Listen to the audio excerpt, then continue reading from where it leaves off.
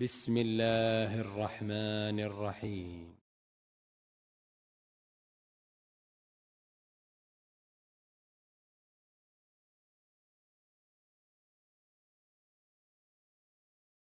بسم الله الرحمن الرحيم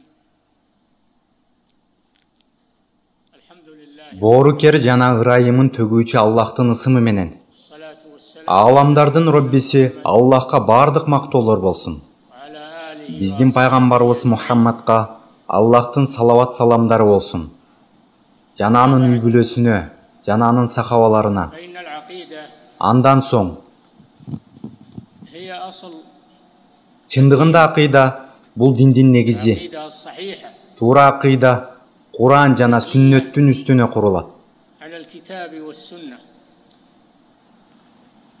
هي أصل الدين وأساسه Акыйда диндин негизи жана фундаменти болуп эсептелет.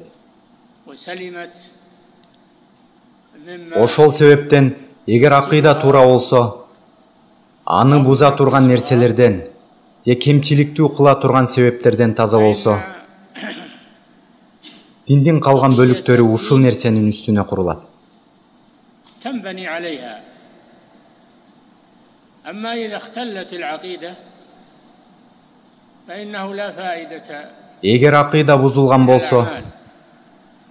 анда башка амалдардан эч бир пайда жок. إلا بالعقيدة Туура акыйда болсо гана дин туура болот. المبنية على كتاب الله سنة Ал эми رسول туура акыйданын негизи бул Аллахтың китеби, анын элчисинин сүннөтү саллаллаху алейхи ва سلف саллям. هذه الأمة من Жана бул الصحابة үммөттүн биринчи мууну баскан жол. ومن تبعهم Биринчи мууну деп биз сахабаларды, табииндерди والدعاة إلى жана الله аларды عز وجل. ээрчиген бардык имамдарды, Аллахка чакыруучуларды айтабыз. ولهذا أول ما يبدأ Мына ошондуктан يبدأ به الرسل пайгамбарлар алейхиссалам өздөрүнүн дааваттарын алгач адамдардын акыйдасын оңдоодон башташкан. فأول ما يقول الرسول لقومه Пайгамбар өз коомуна эң биринчи айткан сөзү ушундай болгон: ما لكم О من коомум, إله Аллахка ибадат кылгыла.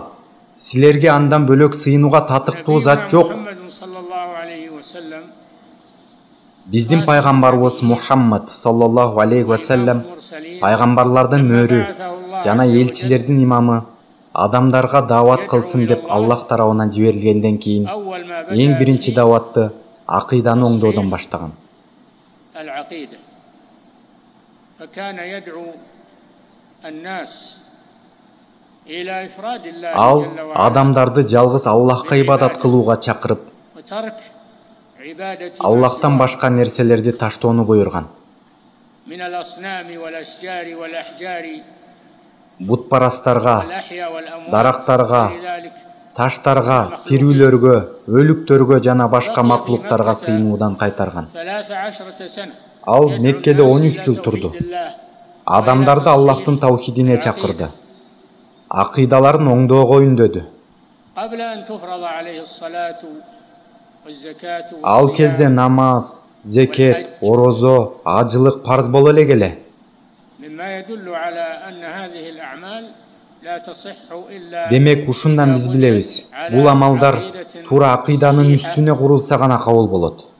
وهي إفراد الله جل وعلا بالعبادة Ал дегендик Аллах Таалага сыйынууда, жалгыздоо жана андан башка нерсеге сыйынуудан баш тартуу. هو الذي خلق الله الخلق Себеби من маклуктарды Аллах Таала ушул максатта жаратты. أجله.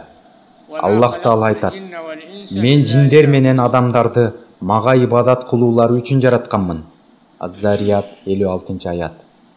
وقال صلى الله عليه وسلم حق الله على العباد Жана пайгамбарыбыз айткан: أن يعبدوه Аллахтын өз кулдарына болгон ولا акысы, يشركوا به ага эч бир нерсени шерик кылбай сыйынуулары. حق العباد على الله أن لا يعذب Ал эми من لا кулдардын يشرك Аллахтан به болгон شيئا. акылары ширк فالخلل кылбаган кулдарын азаптабашы. في العقيدة إذا Эгер كان акыйдада ناقضا кандайдыр бир فإنه لا кемчиликтер يغفر. болсо, аны Аллах Таала кечирбейт. قال تعالى إن الله لا يغفر أن يشرك Аллах Таала айтат: Чындыгында Аллах өзүнө бир нерсени шерик кылынуусун кечирбейт. أما мындан башка күнөөлөрдү каалаган пендеси үчүн кечирет. Ал эми ширктен башка күнөөлөрдү, алар чоң күнөөлөрдүн катарына кирсе дагы, Аллах Таала кечириши мүмкүн. Чындыгында Аллах өзүнө бир нерсени шерик кылынуусун кечирбейт.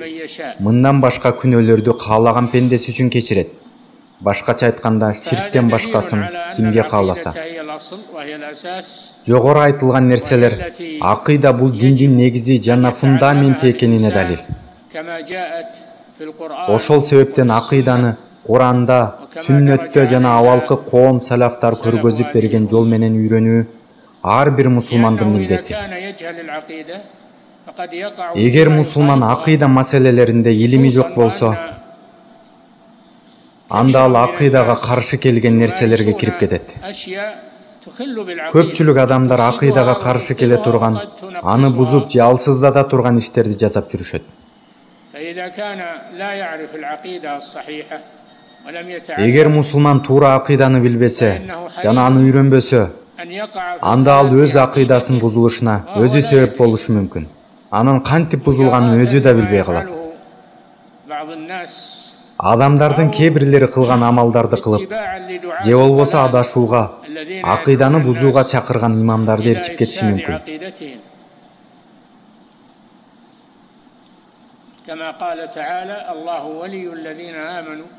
Аллах Таала Куранда айткандай, Аллах ыйман келтиргендердин коргоочусу, аларды караңгылыктардан нурга чыгарат. Ал эми капыр болгон адамдардын башчысы Тагут. Ал аларды нурдан караңгылыктарга чыгарат.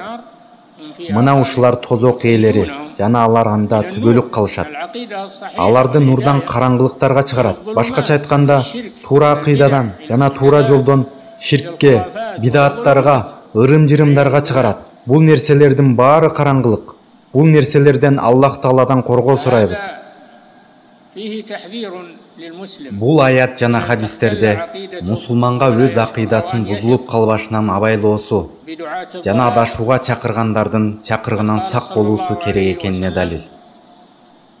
Пайгамбарыбыз айткан, чындыгында мен үммөтүмө эң корккон нерсем бул адашууга чакырган имамдар. Алар ушунча көп. Аллах алардын санын эч көбөйтпөсүн. Мусулман өз акыйдасына сөзсүз кам көрүүсү жана тастыкталган булактардан үйрөнүүсү керек экени түшүнүктүү болду. Кудайга шүгүр, туура акыйданы баяндаган чоң жана кичинекей китептер эчак эле жазылган. Акыйдага карама-каршы келген, аны буза турган маселелерди баяндаган. Бул китептер кенен таркаган. Мусулман адамга өз акыйдасында бекем болуусу жана аны бузулуудан сакташ үчүн ал китептерди окуп үйрөнүүсү гана калды.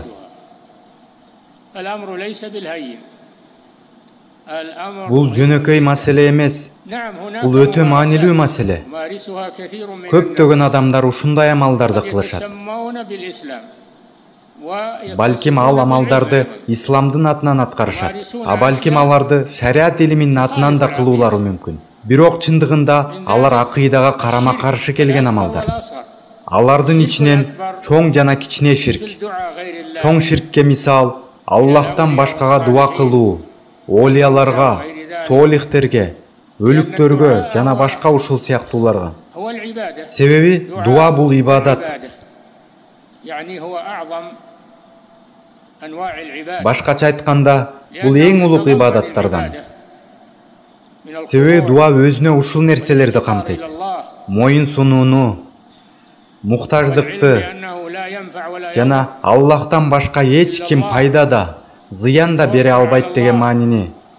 Аллахка таваккел кылууну, Аллахка сыйынууну. Дуа мына ушунун баарын өз ичине камтыйт. Ошол себептен Аллах Таала айтат: бардык мечиттер Аллахка таандык. Аллахтан кошуп башка сыйынылуучу заттарга дуа кылбагыла. Жана да айтты: силердин Роббиңер мага дуа кылгыла, силерге жооп беремин деди. Мага ибадат кылуудан текебирленген адамдар тез арада кор болгон абалда тозокко киришет. Аллах Таала айтат: эми силер эгер капырлар жаман көрсө да бардык дин ибадатты Аллахка калыс багыттаган абалда гана дуа кылгыла. Ошол себептен дуанын маанилүүлүгү өтө зор. Көп адамдар кыйынчылыктар, балелер келген кезде Аллах Тааладан башкага дуа кылышат. Аллахтан башкаларга кайрылып, алардан жардам сурашат.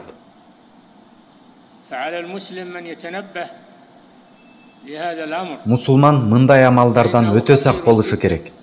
Чындыгында мындай амалдар өтө кооптуу.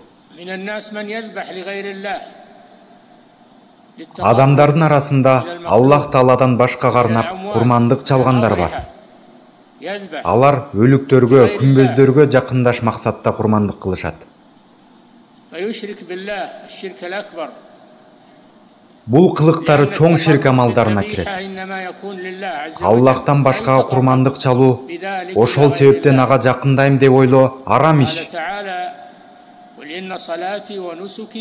Аллах Таала айтат: "Айткын, менин намазым, курмандыгым, жашоом жана өлүмүм ааламдардын жалгыз Роббиси Аллах үчүн. Анын эч бир шериги жок.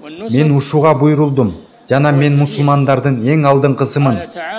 Нусук бул курмандык чалына турган жандык. Жараткан айтат: "Раббиң үчүн намаз оку жана курмандык чал."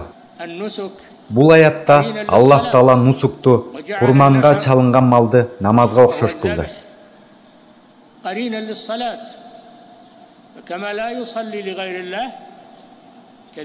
Намазды башка бирөө үчүн окубагандай эле, курманчылыкты да эч бир макулукка багыштаган болбойт. Бирок кээ бир адамдар Аллахтан башкага курбанчылык кылышат. Алар пайда алып келет, зыяндан куткарат, өздөрүнүн же балдарынын ооруларынан айыктырат деген максатта өлүктөргө курбанчылык чалышат. Адамдардан жана жиндерден болгон шайтандар адамдарга бул күнөө иштерди кооздоп көрсөтөт. Аллахтан башкага курбандык чалышат. Сүннөттө бул тууралуу айтылат. Алиден келген хадисте: "Аллахтан башкага арнап курбандык чалган адамга Аллахтын наалаты болсун" делет. Чоң ширк акыйданы түп тамыры менен курутат. Себеби ибадаттардын бир түрү Аллахка арналбастан башкага багытталгандыгында, ал дуа болсун, курмандык чалуу болсун, назыр жана башкалары болсун.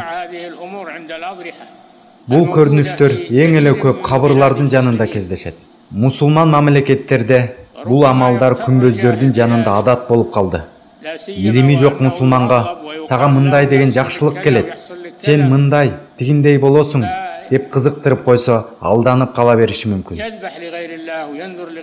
Ошентип алар Аллахтан башкага курбандык чалышат, Аллахтан башкага назыр кылышат. Анан бул олиялар аркылуу кылынган тавассул деп айтышат. Чындыгында бул ширк. Ал нерсени тавассул деп айтасыңбы, ал ширк бойдон кала берет.